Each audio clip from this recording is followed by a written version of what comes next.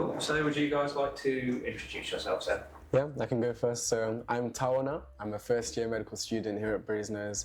I'm from Nottingham, and I'm the upcoming D&D rep. And I'm Jui. I'm a third-year classics and English student. I'm from London, and I am the current D&E rep. Wonderful. So how have you guys found life at Brasenose? So I'll start, having transitioned to Brasenose recently. It's a fantastic place. What I keep summarising to my family and friends back home is that it's like living in a massive castle, but with all your friends. It's such a cool environment. Everyone's really friendly, and that's definitely something that stands out about Brasenose when you talk about Oxford generally.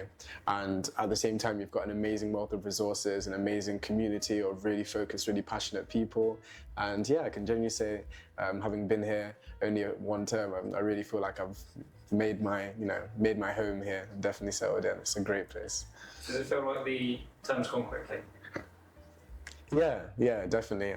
There's definitely always so much going on. Like whenever I'm bumping into someone on my way to the library or on the way to the dining hall, I hear about another event or people organising to perhaps go to the gym together or to grab lunch together or to attend a society. There's loads going on, and so that is something that is definitely a bit different about Brasenose, I guess in particular. We always have a vibrant energy going on, and suddenly term is coming to an end and I'm like, oh gosh, let me actually remember to open my books a bit more. But yeah, that's fine. Prioritising different things in different seasons and keeping that balance keeps it all in order. Yeah, I think I completely agree with Tao. The most important thing probably about my time at Brasenose, even after 3 years, is just that sense of community and having people around you all the time. You're never ever alone, unless you want to be. You can be, but you will always have someone to do a thing you want to do, like be it go to dinner or grab coffee or go to a library or just sit around and watch Fleabag. You'll always have somebody to do it with, and I think that's a really important part of the Brasenose community, especially because you're away from home for 2 months at a time, and it's all very strange and there's a lot going on, and it's an environment where you can easily feel stressed out and lonely and overwhelmed, but at Brasenose there will always be people there to kind of support you through that. And I think that's my favourite part about being here. It's definitely a real strength on that community side as well.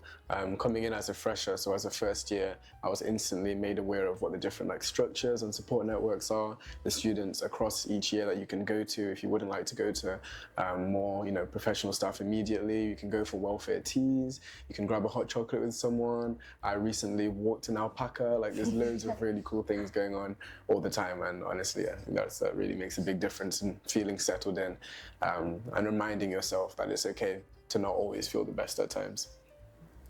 So obviously we have current and future D&E reps here. Do you guys want to just talk about what that role is a little bit more? For sure. So here at Brasenose and in every other college, we have something called the JCR. So that is a student body, and that's all the undergraduates. But we also have the JCR committee, which are elected representatives who fulfill certain responsibilities for the student body, and part of that committee we have the diversity and equality rep. So it's a position that you have to campaign for, and then you get voted in, and then you do it for a whole year, and you work with a subcommittee, and on the subcommittee you have people who fulfill every single role that you can think of for diversity and equality. So we've got a gender rep, sexuality rep, race rep, we've got 2 race reps actually, religion rep, neurodivergency rep, physical disabilities rep, and I think that's everybody. No, we've got a class rep and a first gen rep too. The job is essentially to coordinate with all these different people, make sure you're putting on a lot of events for all these minorities throughout the term. So it's a lot of fun, but also there's a more serious aspect to the role, which is being a point of contact for anybody in college if they're having any issues or they've been through something or someone said something to them, being that person that they can come to and talk to, and then if there's action that needs to be taken, being the person that will campaign for it. Are you looking forward to stepping into the role? I'm super excited to begin. Seeing Zui's work from the first day I got here was actually really inspiring and, if I'm honest, surprising. It went against some of those Oxford stereotypes I may have heard about before, about there not being perhaps too much diversity or even scope to discuss increasing diversity and dealing with challenging situations. So I can't wait to actually continue that amazing work and be the face and be a friendly point of contact, as Zui said, for people who may need any advice, may just want to have a discussion, or may need some more serious action taken on their behalf. And yeah, I think it's a wonderful way for me to give back to Brasenose in a way that I think encourages everybody. And you're going to do an amazing job. I'm so excited. Yeah, and touching on that, so you guys both get involved in a lot of other stuff, both at the college and university level as well, don't you? So do you want to talk about that a little bit? Do you want to go first? Yeah, so since joining in October, I've got involved with the ACS, so that's our African Caribbean Society, which has absolutely, it's been like a whirlwind. We've always got something going on. We've got ACS on ice, so we go ice skating, we've got dinners, we've got quiz nights, pub quiz nights, we've got loads going on, and it's fantastic to actually see so many different people of African or Caribbean heritage across universities, so not just in college, and that's also been really important for me to also just have some different environments, some different groups of people, and to make sure that we're continuing anything that we might be missing from home. I know there's been a lot of jollof being missed throughout Oxford, so jollof rice has been great. Also the Oxford Black Medic Society, so as a medic, that's been a similar kind of homely feel, homely vibe, and have some good music, good food and good vibes on that side as well. Aside from that kind of things, I've also got stuck in with absolutely every sport I can think of. I probably won't be returning to the early morning rowing sessions before my lectures. They were really, really fun, but you have to be a morning person. I'm not sure I'm there yet. I've done social swimming. I'm going to get involved with the equestrian club, so that's a horse riding society. There's absolutely anything you want to get involved with. I'm avoiding the Swift sock, the Taylor Swift Society. I need to maintain some dignity for now, but yeah, there's absolutely everything that you want to get involved with. I know there's a bread society, a cheese society. So yeah, I've still got a bucket list to work through, but I've had a great time trying everything out so far. Yeah. So in terms of wider university stuff, I don't think I've got involved in so many societies, even having been here so much longer. But something that I found really, really useful in first year was I was the RAIM rep, so that's a race and ethnic minority rep, and we had a group chat of all the RAIM reps in all the colleges. So anytime someone put on an event, it would go immediately onto the group chat, and then people would collaborate with it, and it would become a wider thing for Oxford rather than just a college thing. Yeah. So we did a Turl Street kind of fashion show. Ayinda, who was our religion rep at the time, helped organise that, and it was amazing. But yeah, so I've built these sort of connections in the community, kind of by accident almost. So what events have you guys enjoyed at Brasenose specifically then? Most recently, I took part in the Henna Night in our JCR, so our junior common room physical area, a bit of a lounge space, and it was absolutely amazing. I'm not the best henna artist, but I'm going to practice, I'm going to get there.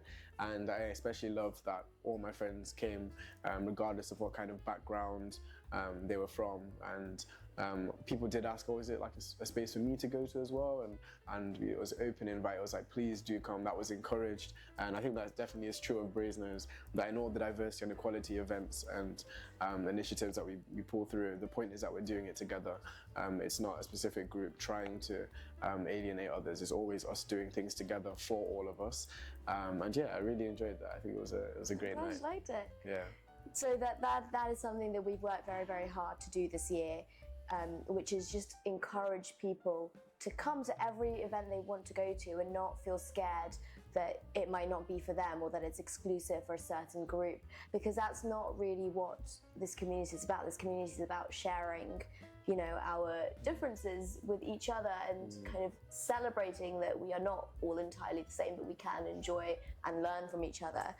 Of course, we do more serious things for certain groups, so we do Q&As, or we do drop-in sessions for specific minorities all the time, so that's more for particular concerns, or you know, that's more targeted, but we want to make sure that everyone feels like they can go to all the fun stuff.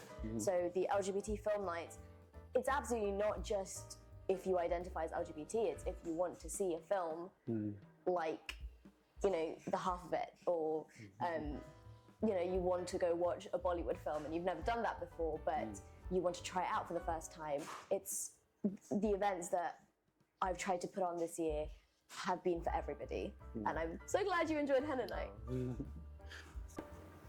So how did you guys find the application process and making the transition from school and from your home life to Oxford University? So my application process was, in all honesty, quite a difficult period. I didn't know anybody that was at Brasenose or anyone that I knew personally at Oxford, and particularly medicine has quite some niche entry requirements and processes, and so that was something that did cause quite a bit of anxiety or worry for me, and so it was such an amazing relief to use loads of charities and organizations, resources and support networks to prepare myself, and actually just to remind myself that I can do this, that if you've got to the interview, you know, they've selected you and that's not through chance, you know, and to believe in yourself. And so things like Target Oxbridge, which work close, I think, with like year 12 students or people from various different backgrounds who may be underrepresented currently at Oxford. Things like the Oxbridge Launchpad were really useful for personal statement reviewing, interview preparation, and the same for medicine. I used Medic Mentor, which was an outstanding resource. We had mock interview days, we had personal statement workshops, we had mentors that we could currently like contact at any point of any concerns, and that's just an amazing network of medical students, doctors, and people who are specialists in the application process. So for medicine, that was extremely useful. And yeah, Brasenose is really nice as well, in that they have quite a specialized admissions team that work year round, an access team that work year round, to make sure that if any applicants or prospective applicants do have any concerns, and you can just reach out. I asked, I'm sure, like, what exactly do I need to wear to the interview? Does it matter what my hair is like, and things like that. So those are concerns that perhaps if you feel like not too many people that look like you or that you know may be applying to the course you're doing or to Oxford, that's the kind of time where speaking to someone who is there, or perhaps to a student who has been through a similar process is really useful. And I think Oxford and Brasenose in particular are doing really well, making sure that we have that kind of resource and access publicly available for free to those who need it. And you're actually helping out with the Target Oxbridge session. Yeah, so today Brasenose is working with Target Oxbridge, and I'll be helping out there and volunteering. So we're going to do a bit of an information session, a Q&A as well for Black British students who are looking perhaps to apply to Brasenose to Oxford, and just talking about my experiences and what that transition process is like.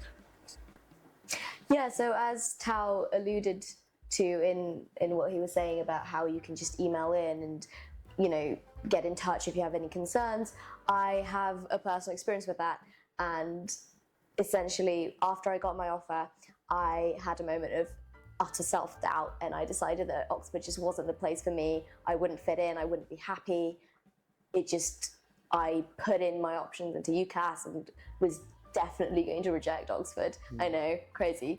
And before I did that, I thought I'd drop in an email to the college office, and I got a lovely email back saying, look, here is the contact of the tutor you're going to have.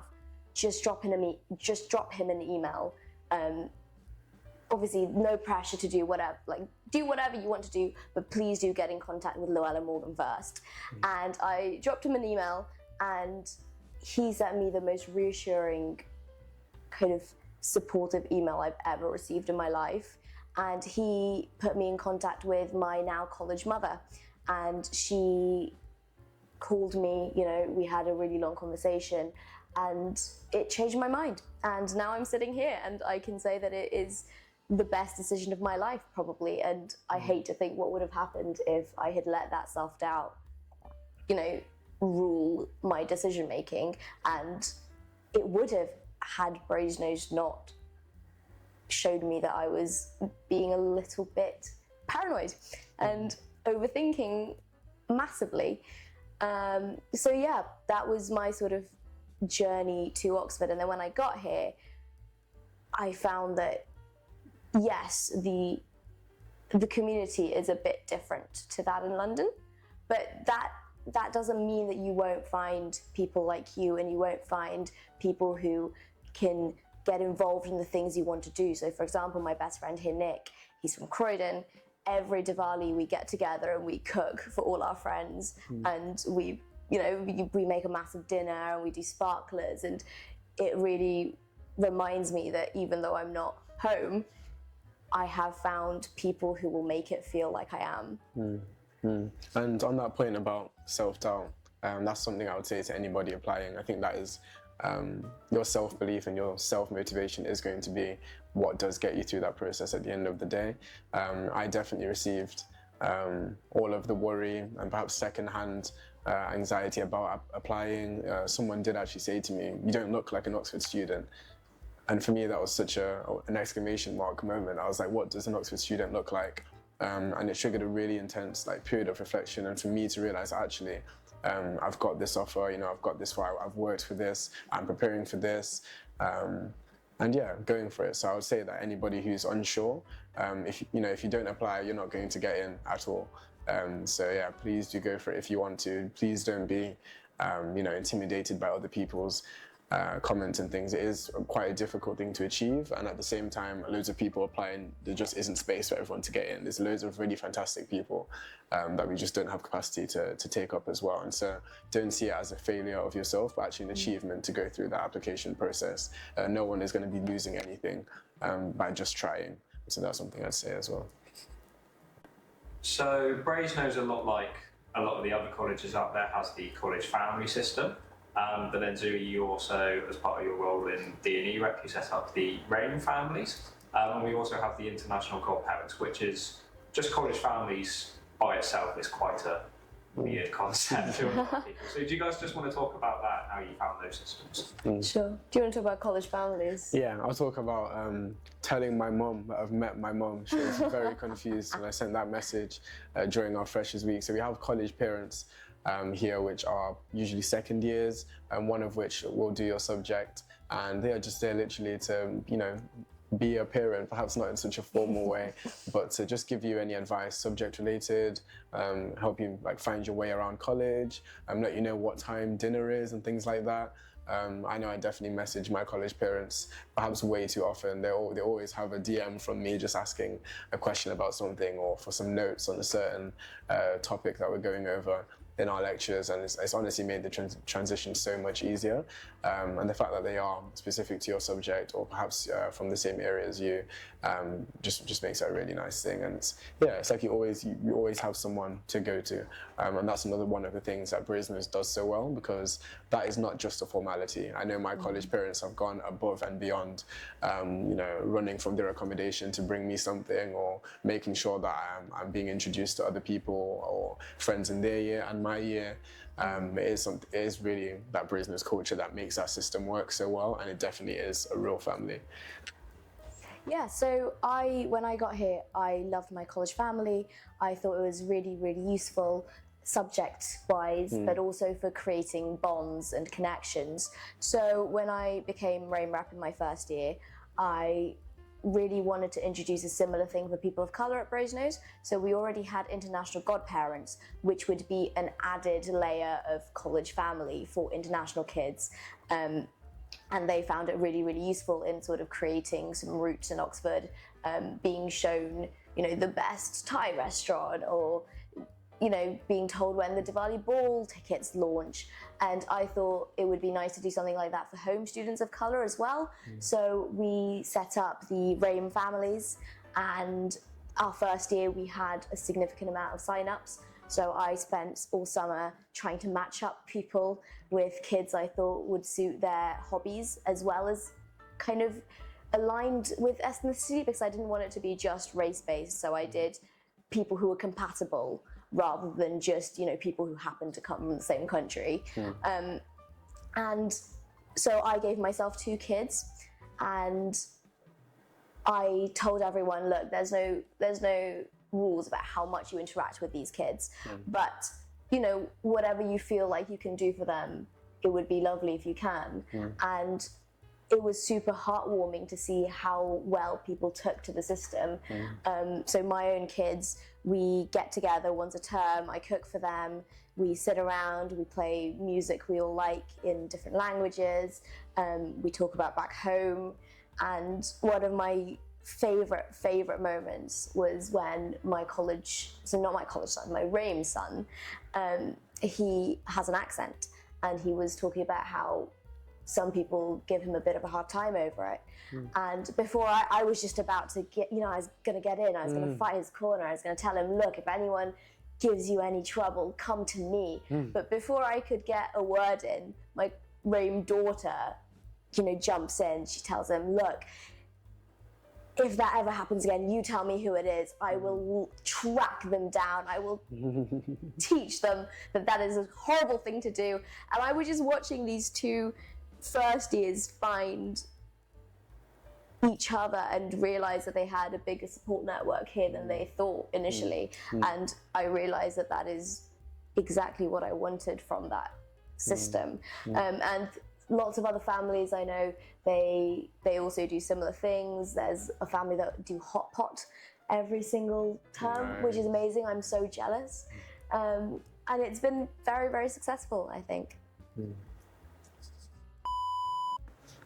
might have to like edit out the Swift Sock slander, like, you know. Yeah, honestly. Maybe.